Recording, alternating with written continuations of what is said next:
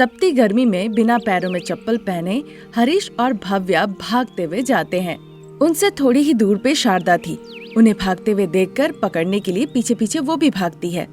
अरे रुको, बहुत तेज गर्मी है, पैरों में चप्पल भी नहीं है। मेरी बात सुनो, तुम लोग भागना बंद करो और वापस घर चलो। हम नहीं आएंगे, हम माँ के पास जाएंगे और उन्हीं के साथ रहेंगे। मंदिर में तुम्हारी माँ छाव में नहीं बैठी है, चिलचिलाती धूप में छतरी लेके बैठ के वहाँ पे फूल बेच रही है। मेरी बात सुनो, तुम लोग लौट के आ जाओ। वैसे भी शाम होते ही तुम्हारी माँ घर लौट आएगी, तब हम बात कर लेंगे। बहुत लेट हो जाती है माँ के आते आते, तब तक हम सो जाते हैं। फिर जब हम सुबह उठते हैं तो देखते हैं माँ नहीं, आप है। आपके साथ साथ तो घर में बहुत ज्यादा गर्मी है। ऐसा नाश्ता देती हैं कि खाने को मन भी नहीं करता। बाहर सोचे कि खेलने जाओ तो भी गर्मी, और घर पे बैठ के टीवी देखो तो भी गर्मी। बात करो तो गरम, किसी भी चीज को छुओ तो गरम। गर्मी और गर्मी, उस घर में अब हम नहीं रह सकते हैं, हम माँ के पास जाएंगे। इस तरह कहकर हरीश और भव्या गरीब बहू रानी अनामिका, जो कि फूल बेच रही थी मंदिर के बाहर, उसके पास भागते हुए जाते हैं। बच्चों को वहाँ देखकर अनामिका चिंतित हो जाती है। पीछे पीछे शारदा आती है, वो भी बेहोश होने की हालत में। अरे माँ जी, क्या हो गया? पहले हरीश और भव्या ऐसे भागते हुए आए, फिर आप पीछे पीछे भागते हुए आ रही है। किसी कुत्ते पे पत्थर फेंका है क्या, या फिर किसी सोते हुए बैल के पूंछ पकड़ के आप लोगों ने खींचा हो और वो भगा रहा हो? हुआ क्या माँ जी? कुछ नहीं हुआ बहू, अपने बेटा और बेटी जो कि पहले तुम्हारे पास भागते हुए आए हैं, उनसे पूछो, उसके बाद मैं बताती हूँ। क्या हो गया बच्चे, तुम लोग इस तरह से भागते हुए यहाँ पे क्यों आए? घर बहुत गर्म है, जो कुछ हम छूते हैं उसमें गर्मी लगती है। हम घर पे नहीं रह सकते माँ। इसीलिए शाम तक हम आपके साथ मंदिर में ही रहेंगे, फिर आपके साथ ही घर लौट जाएंगे। यहाँ मंदिर में घर से ज्यादा गर्मी है। मेरी बात सुनो बच्चे, जाओ तुम लोग दोनों घर वापस लौट जाओ। बच्चे अगर घर पे रहे तो बहू उनके लिए कूलर चाहिए। हाँ माँ, हमें एक कूलर चाहिए। अगर आप कूलर खरीद के दी तो हम घर पे रहेंगे, नहीं तो हम आपके साथ यहीं मंदिर में रहेंगे। कूलर खरीदने के लिए हमारे पास उतने पैसे नहीं है। मेरी बात सुनो, घर लौट जाओ। वो बात नहीं है माँ, आप ऐसे कैसे कह सकते हैं कि आपके पास कूलर के लिए पैसे नहीं है? आप एक बार कूलर की दुकान गई नहीं, देखी भी नहीं। आप इस तरह से कह रही है, इसका मतलब यही है कि आप पहले से सोच लिए कि कूलर नहीं खरीदना है। बच्चे, मेरी बहू इस तरह की बात क्यों करेगी भला? अगर नहीं है तभी वो कह रही है कि नहीं है, या वो पहले ही तुम लोगों को बिना बता के दुकान में गई हो और उसे बहुत महंगा लगा हो। हाँ बच्चे, दादी बिल्कुल सही कह रही है। मुझे पता है कि हमारा घर कितना गर्म हो जाता है, इसीलिए तुम लोगों को बिना बताए मैं कूलर की दुकान में गई थी। वहाँ कूलर बहुत महंगे मिल रहे थे और हमारे पास उतने पैसे नहीं कि हम उतना महंगा कूलर अपने घर के लिए खरीद के ले आए। चलो बच्चे, घर चलो, बाहर बहुत तेज धूप है। घर वापस चलो, माँ तुम्हारी फूल बेचकर शाम तक घर लौट आएगी। अभी घर चलो बच्चे।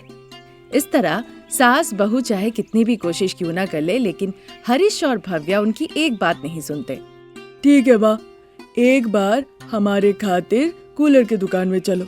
अगर हमें वहाँ पे जाके लगा कि कूलर बहुत महंगे बिक रहे हैं, फिर मैं और बहन आपसे कभी भी कूलर खरीदने के लिए नहीं कहेंगे। फिर आपके कहे मुताबिक हम घर पे रह जाएंगे। क्या कहती हो बहन? बिल्कुल सही कहा भैया। बहू, हम चाहे कूलर के बारे में कुछ भी क्यों ना कह ले, पर ये सुनने वाले नहीं। तुम इन्हें लेकर कूलर के दुकान में जाओ, मैं तब तक यहाँ पे फूलों के दुकान में बैठती हूँ। जाओ, जाके इन्हें कूलर दिखाकर लेकर आओ। वो बात नहीं है माँ। दुखी मत हो बहू, जाओ बच्चों को ले जाओ।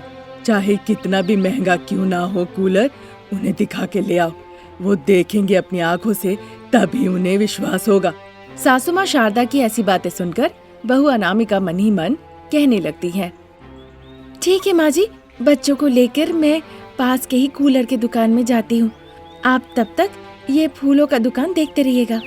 ठीक है बहू, ख्याल रखना तुम। मैं दुकान संभाल लूंगी। शारदा के इस तरह से कहने पर अनामिका हरीश और भव्या को साथ लेकर पास के ही कूलर के दुकान में जाती है।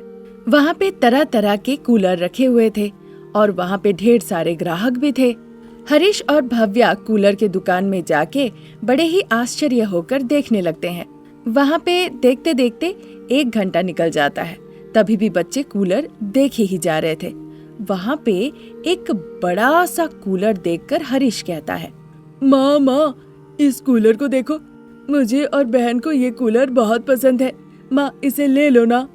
हाँ माँ, ये कूलर देखो कितना बड़ा है। इस कूलर से हम सभी का हो जाएगा। अरे रुको बच्चे, पहले इस कूलर का रेट तो पूछ लेने दो। ऐसा वो कह ही रही थी, तब तक दुकानदार वहाँ पे आ जाता है। बताइए मैडम, कौन सा कूलर आपको चाहिए? ये चाहिए, हमें ये दे दो। बच्चे थोड़ा शांत हो जाओ, हम लोगों को जरा बात करने दो। इस तरह कहने पर हरीश और भव्या शांत हो जाते हैं। भाई साहब, ये कूलर कितने का है? 15,000 बहन। ये सुनकर अनामिका फिर एक शब्द भी नहीं कह पाई। अगर आप कहेंगी तो 1,000 कम कर सकता हूँ। 14,000 लगेंगे कूलर के। मेरे पास उतने पैसे नहीं है भाई साहब। इतना कहकर उस दुकान से निकल के अनामिका बच्चों को लेकर अपने फूलों की दुकान में लौट आती है। हरीश और भव्या रोने लगे, शैतानी करने लगे और उस बड़े से कूलर के लिए जिद करने लगे। चाहे अनामिका उन्हें कितना भी समझाए, वो सुनने को तैयार ही नहीं। इस बात से अनामिका को गुस्सा आ जाता है और एक छड़ी लेकर वो बच्चों को बहुत पीटने लगती है। देख के शारदा को बड़ा गुस्सा आता है। अरे बहू, जरा रुको, इस तरह बच्चों को कोई पीटता है क्या? इस तरह शारदा अनामिका को डांट फटकार लगाती है और बच्चों को वहाँ से लेकर घर चली जाती है। जिन हाथों से वो बच्चों को मारी थी, उन हाथों को देखकर अनामिका, मुझे माफ कर देना बच्चे। आज महसूस हो रहा है कि काश तुम लोग दोनों अमीर घर में पैदा होते। वो कहकर दुखी हो रही थी, तब तक वहाँ पर माधवी आती है। अरे अनामिका, तुम बच्चों को उस तरह से क्यों मार रही थी? अपनी गरीबी को तो नहीं मार सकती हूँ ना, इसीलिए बच्चों को मार रही थी। ये गर्मी हम ही नहीं सह पा रहे हैं, तो बच्चे कैसे सहेंगे बताओ? तो क्या हम अपने औकात से ज्यादा सोचे? तुम ही बताओ कैसे होगा? बच्चों के लिए करना पड़ता है अनामिका। मैं नहीं कर सकती हूँ माधवी।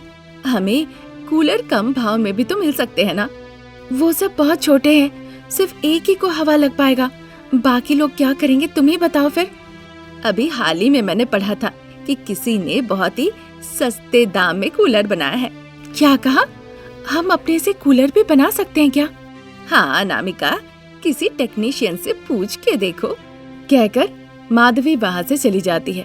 इसी तरह 2 दिन निकल जाते हैं। अगर उनके कहे मुताबिक मैं बनाऊं, फिर तो गरीब लोगों को भी कूलर मिल सकता है। उससे बहुत पैसे भी बच जाएंगे। पर ये कूलर मैं बनाऊं कैसे? इस तरह से वो सोचने लगती है। फिर मंदिर से थोड़ी ही दूर पे जाने के बाद उसे बांस की झाड़ें दिखती है। तभी अनामिका को बांस से कूलर बनाने की एक अच्छी सी तरकीब आती है। फिर घर पे अपने पति रमेश, ससुर जी प्रसाद, उनकी मदद से वो बच्चों के लिए बांस से एक बड़ा सा कूलर बना लेती है। फिर कूलर को ऑन किया जाता है। उस बांस के कूलर से ठंडी ठंडी हवा आने लगती है। ये देखकर भव्या और हरीश बहुत खुश होते हैं। माँ, ये बांस से बना हुआ कूलर बहुत अच्छा है, बहुत ठंडी हवा आ रही है। सच में माँ, इससे आ रही हवा बहुत ठंडी है। दोनों बच्चों को इस तरह खुश देखे अनामिका का मन भी बहुत खुश हो जाता है। तभी उसे लगता है अगर वो बांस के पेड़ से और भी कूलर बनाए तो कई लोगों की मदद भी हो जाएगी। ये बात वो अपने पति और ससुर जी से कहती है। पिताजी, तो आप इस बारे में क्या कहना चाहेंगे? बहुत अच्छी तरकीब सोचा है बहू। लोगों को कम भाव में बांस के पेड़ का कूलर मिल जाएगा और हमारे घर में भी 2 पैसे आएंगे। हम किसी के भी पैसे ठग नहीं रहे हैं और किसी को भी लेने के लिए नहीं कह रहे हैं। हम घर के बाहर रख देंगे, जिन्हें पसंद आएगा वो यहाँ से लेके जाएंगे। हाँ अनामिका, तुम बस बनाती रहो, मैं जाकर जंगल से कुछ और बांस की टहनियाँ काट कर लेकर आता हूँ। कहकर रमेश कुल्हाड़ी लेकर घर से जंगल के तरफ चला जाता है। उस रात शारदा जब घर वापस आती है, घर में बांस से बने हुए कूलर को देखकर वो बहुत खुश हो जाती है। अनामिका ने जो कुछ हुआ सब कुछ खुल के बताया कि और भी बांस के कूलर बनाने से गरीब लोगों को बहुत मदद हो जाएगा और उससे कुछ पैसे वो कमा भी लेंगी। वो बांस के कूलर बेचकर अनामिका काफी पैसे कमा लेती है और उससे शारदा का पूरा परिवार सुखी जीवन जीने लगता है। और इस तरह बांस का कूलर सस्ते दामों में बनाकर अनामिका और उसके पूरे परिवार बहुत नाम भी कमा लेते हैं। ये थी आज की कहानी। नई कहानी लेकर हम जल्द हाजिर होंगे। तब तक के लिए नमस्कार। शाम का माहौल था। ठंडी ठंडी हवाएं चल रही थी। घर के बाहर के शेड के सामने बिस्तर लगा के प्रसाद उस पे बैठे हुए थे। रोज इस वक्त तक बेटा बहू लौट आते हैं, पर आज तो आए नहीं। फिर आज क्या हो गया? लगता जो घड़ा लेकर गए थे बेचने के लिए वो ठीक से बिके नहीं। सोच ही रहे थे कि शारदा एक गिलास ठंडा बटर मिल्क लेके उनके पास आती है।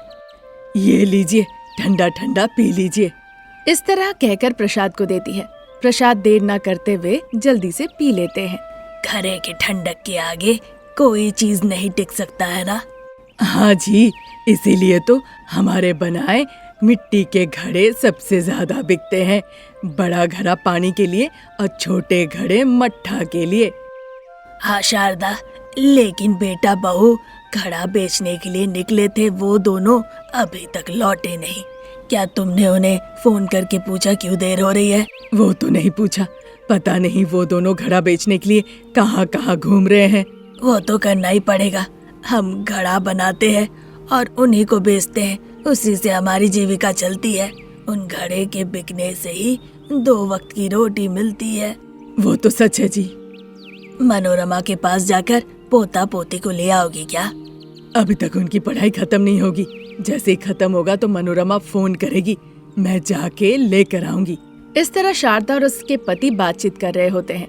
तब तक खाली ठेला लेकर अनामिका और रमेश खुशी खुशी घर लौट आते हैं। शारदा प्रसाद भी उनके खाली ठेला को देखकर बहुत खुश हो जाते हैं। वाह रे वाह बहू, काफी दिनों के बाद हमारा ठेला बिल्कुल खाली दिख रहा है। आज तो फिर आनंद लेना चाहिए। हाँ माँ जी, जश्न तो मनाना ही चाहिए। हाल फिलहाल में आज पहली बार होगा कि हम पूरे घड़े बेच कर घर लौटे हैं। पूरे घड़े से भरकर हम इस ठेले को लेकर गए थे। मैंने ट्रेनिंग दिया है ना, ऐसा तो होना ही था। हुश हुश। अंधेरा हो चुका है, पता नहीं कौवा बैठकर कहाँ कहाँ कर रहा है। जा जा। ऐसा कहकर प्रसाद शारदा को देखते हैं।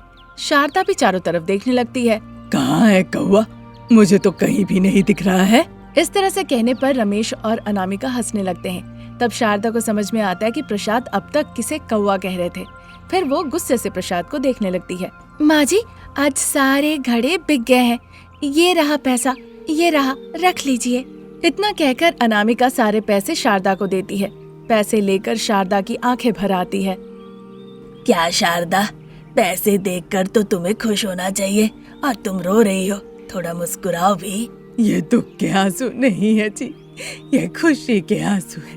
इतने दिनों के बाद इतने पैसे मैंने देखा है। हाँ शारदा, एक बार मुझे भी छूने दो ताकि मुझे भी सुकून मिले। प्रसाद के इस तरह से कहने पर शारदा सारे पैसे प्रसाद के हाथों में दे देती है। पैसे देखकर प्रसाद की आंखें भर आती है। वो भी बहुत दुखी हो जाते हैं। अब आप क्यों रो रहे हैं जी? ये सोचकर कि अब हमारे अच्छे दिन फिर से लौट आने वाले हैं शारदा। पिताजी, अब से हमें और ज्यादा घड़ा बनाना पड़ेगा। हाँ पिताजी, अब से जब जब जहाँ पे लोकल मंडी लगेगा हम वहाँ जाकर अपने घड़े बेचा करेंगे पिताजी। ये तो अच्छी सोच है बहू। एक तो गर्मी का मौसम, ऊपर से तेज धूप। वैसे ही खबर आ रही है कि फ्रिज के पानी पीने से लोग बहुत ज्यादा बीमार पड़ रहे हैं। इससे हमारे घड़े ज्यादा बिकेंगे। हाँ माँ। मनोरमा के ट्यूशन से बच्चे अभी तक नहीं लौटे क्या माँ जी? थोड़े पैसे मिले हैं ना बहू, चलो मनोरमा का ट्यूशन फीस देके बच्चों को ले आते हैं। अरे सुनो, चिकन भी ले आना, काफी दिन हो गए चिकन खाए हुए। प्रसाद की बातें सुन के शारदा गुस्से से उन्हें देखते हुए आपकी आंखें पैसे देख लिया ना, अब आपके पेट में तरह तरह की इच्छा जाग रही है, ये खाना है वो खाना है। हाँ, ये सुनकर प्रसाद दुखी हो जाते हैं। अनामिका सुनकर हंसती है और फिर वो घर के अंदर चली जाती है। कोई बात नहीं माँ, हम सभी लोग खाएंगे, जाओ साथ में लेकर आओ। अब बेटे को खाने की इच्छा हुई है तो माँ तो कुछ नहीं कहेगी। इतना कहकर शारदा हंसती है और वहाँ से चली जाती है। प्रसाद और रमेश बाहर बिस्तर पे बैठ के बातचीत करने लगते हैं। अनामिका उसी फाइबर शेड के एक कोने में बैठकर खाना पकाने लगती है। तब तक शारदा हरीश और भव्या के साथ चिकन लेके घर लौट आती है। बच्चे खुशी खुशी प्रसाद के पास जाकर बैठ के बातचीत करने लगते हैं। शारदा बच्चों के बैग और चिकन लेके घर के अंदर चली जाती है। आधे घंटे बाद घर के बाहर मैट बिछा के ठंडी हवा में सभी लोग एक साथ बैठ के चिकन के साथ खाना खाते हैं। कितने दिनों के बाद हम सब एक साथ बैठ के खुशी खुशी खाना खा रहे हैं ना बहू। हाँ माँ जी, अच्छा होता अगर हम पहले से ही मिट्टी का बर्तन बना के बेचते, पर पहले तो हम खिलौना बनाया करते थे, तब हमें कितनी समस्या होती थी। कोई बात नहीं बहू, अब तो हम घड़ा बना रहे हैं ना, ऐसे ही घड़ा बिके तो बहुत जल्द हमारी परिस्थिति बदल जाएगी। तो दादाजी, आज हमारे सारे घड़े बिक गए हैं ना, तो जो पैसे आए हैं तो चलिए जल्दी हम उन पैसे को लेके कूलर की दुकान में चलते हैं। इस तेज गर्मी में अब रात को नींद नहीं आती दादाजी। हाँ दादी, कल सुबह सुबह जाके एक कूलर ले आएंगे, ठंडी ठंडी हवा मिलेगी तो हमें अच्छी नींद आएगी। बच्चे, पहले तुम लोग जल्दी खाना खाओ। इस तरह से कहने पर हरीश और भव्या ज्यादा कुछ ना कहकर खाना खाने लगते हैं। उसके बाद एक पंखा चलाकर बड़ी ही मुश्किलों के साथ सभी सो जाते हैं। अगले दिन ठीक घर के सामने एक खाली जगह पे प्रसाद मिट्टी गूंथ रहे होते हैं और शारदा उससे थोड़ी ही दूर पे एक लकड़ी के चेयर पे बैठी होती है। अब कैसे सान रहे हैं जी? ऐसे सानेंगे तो घड़ा अच्छा नहीं बनेगा। अगर मिट्टी नरम हो तभी अच्छा घड़ा बनता है, और जब घड़ा अच्छे होंगे तभी तो उन्हें देखकर लोग आके घड़ा खरीदेंगे। अगर तुम्हें इतनी चिंता है तो यहाँ आकर थोड़ी सी मुझे मदद कर दो ना शारदा। अरे बाप रे, मेरे तो घुटनों में दर्द है। अगर आप मुझे 10,000 भी दे दिया ना तो भी मिट्टी सानने नहीं जा सकती। कहना बहुत आसान है, करने में बहुत मुश्किल है। तो आप कहना क्या चाहते हो? मैं सिर्फ बात ही करती हूँ, कुछ काम धाम नहीं करती हूँ क्या? मैंने कुछ नहीं कहा, मैं तो कह रहा हूँ कि आके करके दिखाओ। ये सब बात हो ही रही थी, तब तक रमेश और अनामिका टोकरी भर के मिट्टी लाके प्रसाद के पास रख देते हैं। माँ जी, मेरे पास एक तरकीब है, अगर हम वैसा करें तो हम गर्मियों के रात में आराम से सो सकते हैं और ना ही बच्चे पंखा, कूलर या फिर एसी के लिए परेशान करेंगे। वो तरकीब बताओ बहू रानी। माँ जी, ये बताइए, लोग हमसे अभी मिट्टी के घड़े क्यों खरीद रहे हैं?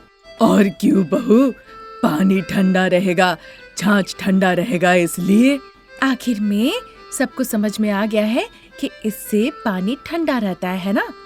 हाँ बहू, फिर ऐसा तो नहीं कि तुम कहोगी कि एक एक बर्तन में हम रात को एक एक लोग सो जाए। हाँ, अरे माँ जी, हम लिलीपुट है क्या कि बर्तन के अंदर घुस के सो जाएंगे? हम इंसान हैं, क्यों ना हम इस मटके से घर बनाते हैं। इस तरह की बातें सुन के शारदा बड़ा आश्चर्य होकर देखने लगती है अनामिका को। ससुर जी प्रसाद भी सोच में पड़ जाते हैं। वाह, वंडरफुल अनामिका, ये तो बहुत ही अच्छी तरकीब है और ये काम तो हमारे हाथ में ही है। पिताजी, हम बहुत ही खूबसूरत मिट्टी के घड़े का घर अपने हाथों से बना सकते हैं। आज तक किसी ने देखा भी नहीं होगा और हमारा परिवार पहला परिवार होगा जो मिट्टी के घड़े के घर में रह रहा होगा। रमेश के इस तरह से कहने के बाद सभी लोग अनामिका की इस तरकीब की बहुत प्रशंसा करने लगते हैं। फिर देर न करते हुए सभी लोग एक साथ मिलके मिट्टी के घड़े का घर बनाने में लग जाते हैं। प्रसाद और हरीश मिलके मिट्टी को सानते हैं। अनामिका, रमेश और भव्या मिट्टी उठा उठा के ले जाने लगते हैं। थोड़ी देर बाद वो बड़े बड़े मिट्टी के गोले बनाते हैं। पिताजी, अब थोड़ा विश्राम कर लीजिए, सुबह से आप मिट्टी सानने में लगे हैं। हाँ पिताजी, जाइए थोड़ा आराम कीजिए। फिर पैरों में मिट्टी लेके ही प्रसाद जाके बिस्तर के ऊपर बैठ जाते हैं। इसी तरह दिन निकल रहे थे। सभी लोग दिन रात देखे बिना बहुत ही कठिन परिश्रम के साथ मिट्टी के घड़े का घर बनाने में लग जाते हैं। फिर सभी लोग उस घर में रहने लगते हैं। घर काफी ठंड होने की वजह से बच्चे भी परेशान ना करके आराम से सोने लगते हैं। नहीं तो बाकी दिन गर्मी की वजह से बच्चे काफी परेशान किया करते थे। कभी एसी, कभी कूलर तो कभी पंखे को लेकर वो ढेर सारी परिकल्पनाएं किया करते थे। सिर्फ इतना ही नहीं, उस घड़े वाले मिट्टी के घर में फल, सब्जियां, दूध, दही, मलाई कुछ खराब भी नहीं होता था। अनामिका को इस तरह से मिट्टी के घड़े का घर बनाते देख गांव वाले बड़े अजीब नजरों से देखने लगे। चाहे आप लोग कुछ भी क्यों ना कहें, इसमें हमारा ना कोई घाटा है ना कोई नुकसान है। आप लोग मजे के खातिर अंदर जाके देख सकते हैं। चाय भी पिलाएंगे, पी के आइएगा। इस तरह से कहने पर अनामिका सभी को अपने मिट्टी के घड़े के घर के अंदर जाने देती है। सभी लोगों को बड़ा मजा आता है, वो बड़े तारीफ करते हैं। अनामिका, हम भी पैसे देंगे, तुम हमारे लिए भी ऐसी मिट्टी के घड़े का घर बना दो ना। इतना कहकर कमला अपने घर चली जाती है। पहले अनामिका और उसके परिवार इस बात को लेकर चर्चा करते हैं और फिर पैसे लेकर मिट्टी के घड़े का घर बनाना शुरू करते हैं और उन पैसों से वो खुशी खुशी जीवन बिताने लगते हैं। इस तरह अनामिका की एक छोटी सी तरकीब पूरे व्यापार में बदल जाता है। आज यहीं तक, नई कहानी लेकर फिर हाजिर होंगे। नमस्कार।